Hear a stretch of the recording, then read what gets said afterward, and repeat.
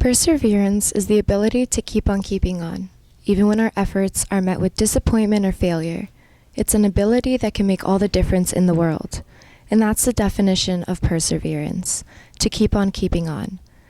Here's one of our own Chantilly students who faced a battle and got through it through perseverance and patience. My name is Kate May, and in 2013, pretty much 8th grade, I was diagnosed with a synovial sarcoma, which is basically a tumor in my abdomen. It caught us all off guard because I was really healthy. I was playing really competitive sports at the time, and I was just like your average looking teenager. And really quickly, they said I had to go through chemo and radiation treatment, which was a really extreme for my age, and usually they don't give it to people at that age because my type of tumor is usually something only someone in like their 50s would get. It's really rare in kids. So I was immediately put through like really hard rounds of chemo, and I lost my hair, and I lost about 20 pounds in like a month, maybe less, and that was pretty bad, and chemo was pretty bad, but I think the worst of it was I couldn't play sports anymore, and I couldn't go to school, and you never think that not going to school is bad, but like, sorry. You really don't expect something like that to happen in your life, especially that early on. In the winter, I had my final surgery, which I thought was going to be a positive outcome, but I, being a teenager that I was, didn't want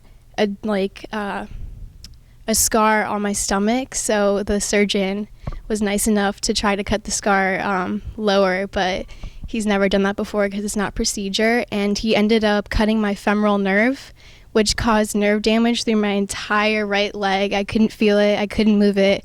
I came out of surgery like almost in shock. I was freaking out, and no one knew it was wrong, and then they finally figured out everything that happened, and that made it way worse because I was only 90 pounds, hairless, and I couldn't move my right leg.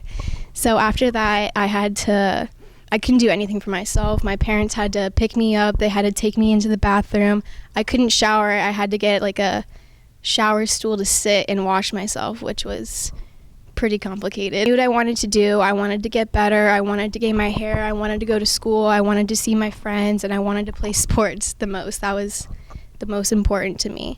So every single day, instead of just laying in bed really upset and just wanting to die, I just wanted to live. I wanted to get through this. I wanted to persevere.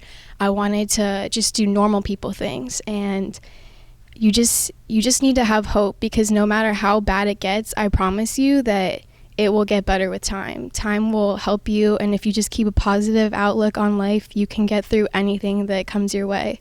I went from 90 pounds, couldn't feel my leg at all, and it took 3 whole years for me to even be able to feel anything in my leg, and it's senior year, so it's been 4 years, and I still can't fully use my leg, but every day I go to the gym, I work out, I just do little things to help me get better, and I have a great support system.